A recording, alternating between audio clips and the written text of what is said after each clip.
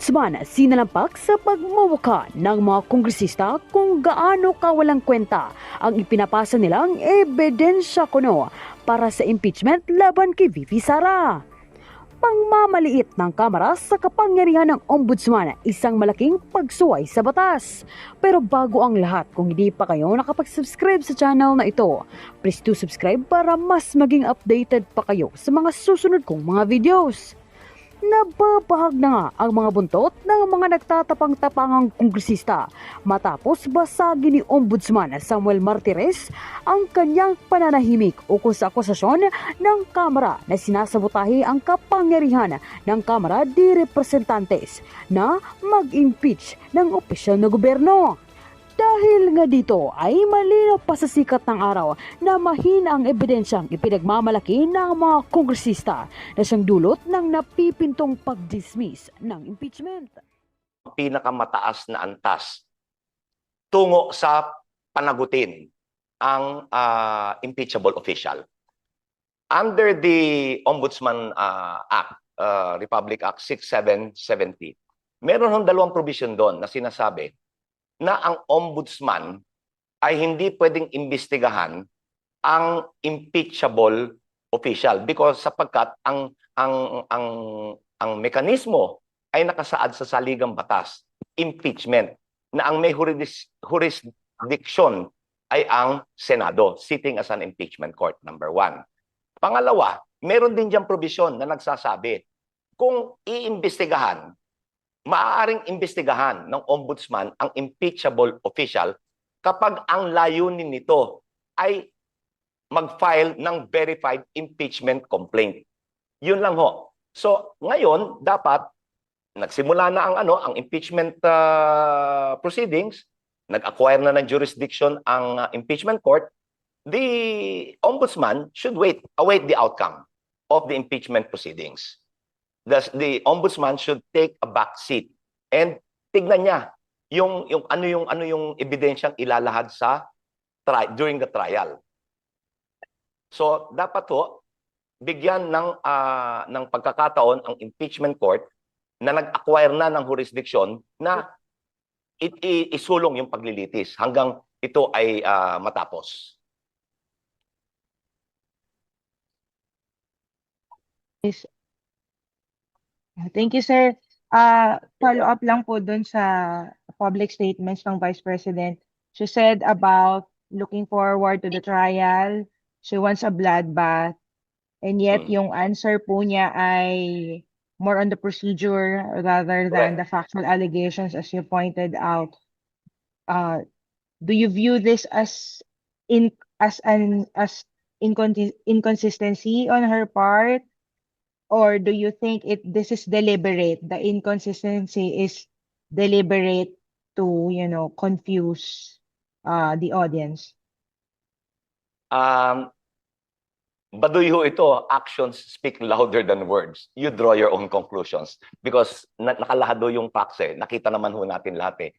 Is this going to be a blood path that she wants and she insists?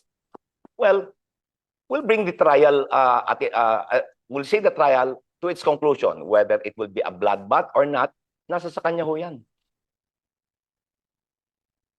Thank you po. That's all on my end. Thank you. Thank you, Lenesca. Let us proceed with the next questions from Maris Umali of GMA7. Maris?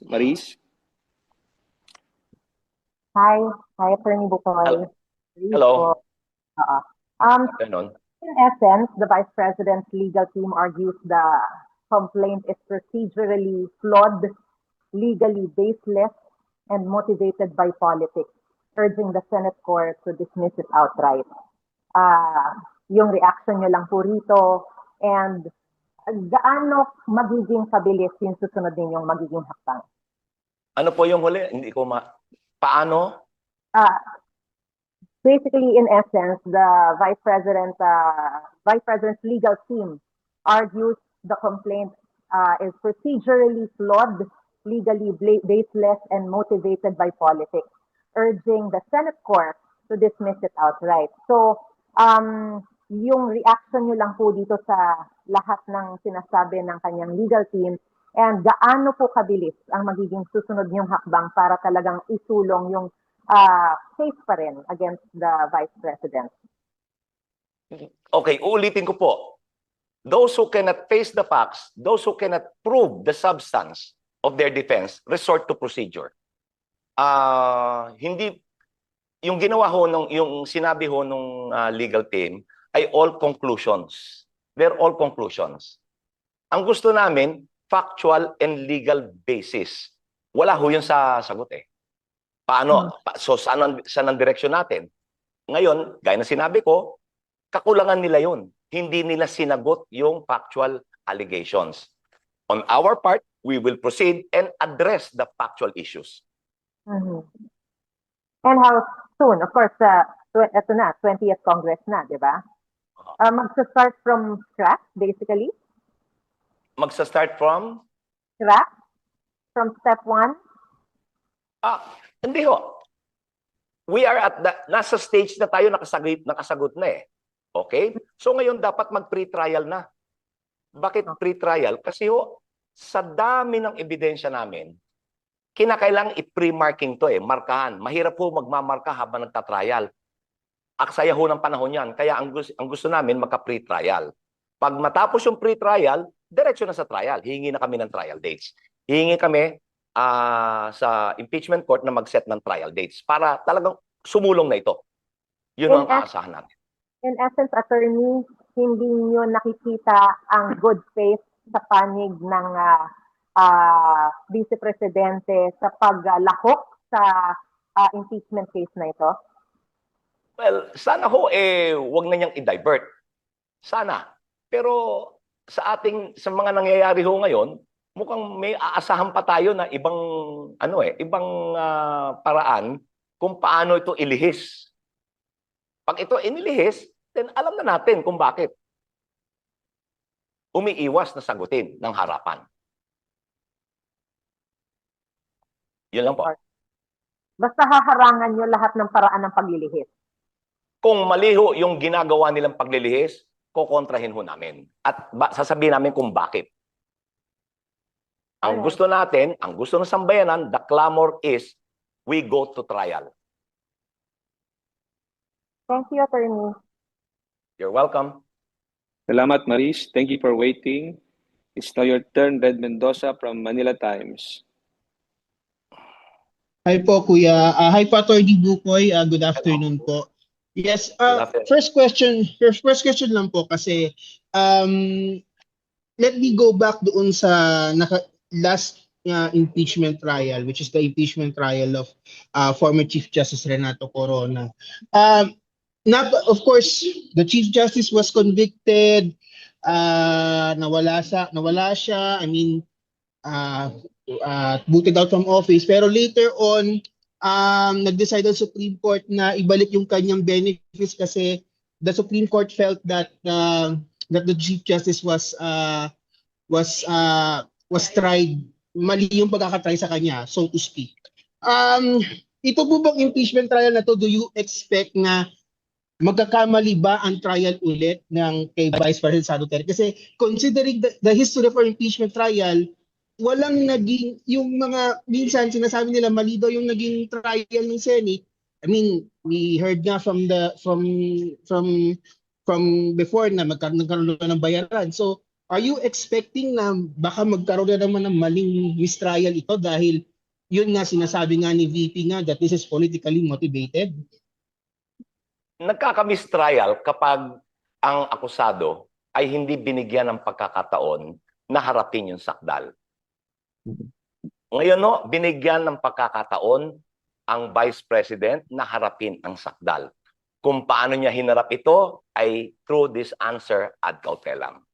Ngayon, hindi ko huhulaan, I will not second guess kung bakit ibinigay ng Supreme Court ang mga benepisyo ng na-convict na dating Chief Justice. I trust in their discretion. I submit to their discretion. No comment po ako dyan. Ngayon, kung magkaka-mistrial ito, hindi ho kami ang magiging sanhi ng mistrial. But, tulad nung nasabi ko, ang mistrial is kung hindi nabigyan ng due process ang nasasakdal. So ngayon po, lahat ng pagkakataon ibinigay sa kanya. Nasa kanya na yung articles of impeachment, pinasagot siya, itong isinagot niya. Ngayon, nasa sa kanya yan kung titistigo ba siya o hindi. Haharapin ba niya yung factual allegations o hindi. Nasa kanya ho yan. But on the part of the prosecution, we will afford her every opportunity. Lahat ng pagkakataon para harapin niya ito at ipaliwanag niya ito. Yun po. Last question on my end. Attorney, I read nga yung ad cautelam na ano niya na reply niya sa summons and answer ad cautelam and yun nga she explained it na it's all political na the court impeachment. You explained it already. Sa tingin niyo po, attorney, do you think the senator judges would consider her ad cautelam answer and one of her allies raise it to dismiss the case? Are you seeing that? Nakita niyo po ba yun? That's one scenario. Isa hong posibilidad yan. Pero ang importante ho dyan, hindi pa niya kinikilala nga hanggang ngayon ang kapangyarihan ng impeachment court. Pero lahat ito liliwanagin namin sa reply. Lahat to. I don't want to preempt it, but lahat ito liliwanagin sa reply. Okay. Kailan niyo po balak i-submit yung reply? Within the time frame po ba na inano ng Within the next 3 days. after na na-receive niyo po yung reply? Which is already so- na-receive niyo na po yung reply. Opo, at the earliest, probably by Friday. Ready na po yan. Okay. Thank you, attorney. Thank you, kuya. Salamat, You're Red. welcome. Tawagin natin si Big Sumintak from Net25. Big, please proceed with your questions. Attorney, good afternoon po. Good afternoon. Okay. Sir, the action of the defense panel by filing answer ad cautelam that according to your interpretation, that is the continuous defiance of the defense panel to recognize the jurisdiction of the court or the impeachment court. Mayroon po bang sanction na maring ipataw ang court sa ginagawa nila? Wala, hindi na kailangan sanction. Nasa impeachment court po para tanggapin o hindi yung ad cautelam na answer nila. Ano po ang repercussion niyan? Kung maaring sabihin ng impeachment court na kilalanin niyo muna yung aming kapangyarihan, submit to our jurisdiction, or maaring sabihin ng Supreme Court, yung kilalanin, you're in default. Pag in default po, you waive your defenses. Yan ang po pwedeng punta. Hindi sila maring i-contempt, attorney. Wala, hindi huwan. It is the Vice President that pays the price for the consequence. Okay.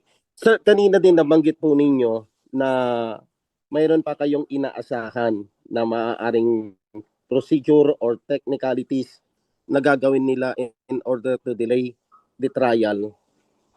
Pwede niyo po bang banggitin ano po yung inaasahan niyo pa na maaari nilang gawin? Hindi ho, I will not second guess the defense. Tsaka hindi ho sa inaasahan. May agam-agam lang ho. May pag-aagam-agam lang na baka. Ngayon, kung ano po yun, I don't want to second guess the defense. Okay. We'll wait and see. Thank you, attorney. Walang anuman. Thank you, Big. Earl Tobias from IBC 13. Attorney, good afternoon po. Hello? Hi, Attorney. Balikan ko lang yung tanong dun sa answer ad cautelam nga. Somehow ba, is it a fair statement na sabihin naniniwala ang prosekusyon na naghahanap ng butas sa teknikalidad ng proseso ang kampo ni VP Sara Duterte? Tama po yan. That's our impression. Sir,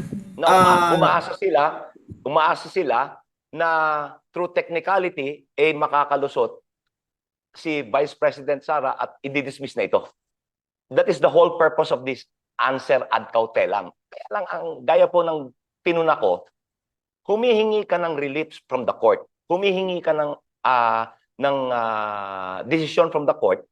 Pero hindi mo naman kinikilala yung kapangyarihan eh. You have yet to submit to the authority of the court. Kaya kami ad cautelam. Gaya, ibabalik ko doon sa kanilang entry of appearance.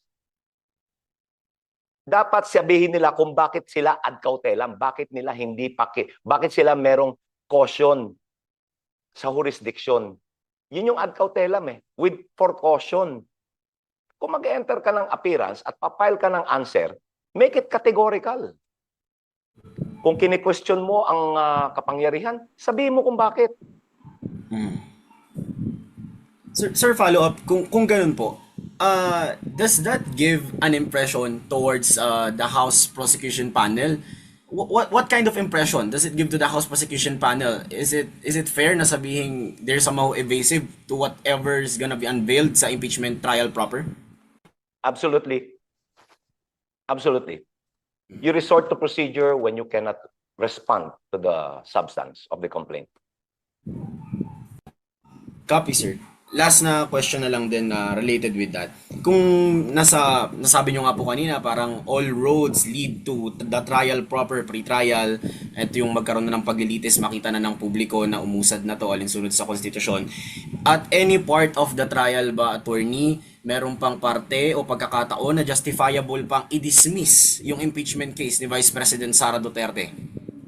Sa aming mong paninindigan, there is no justifiable reason to dismiss without a trial.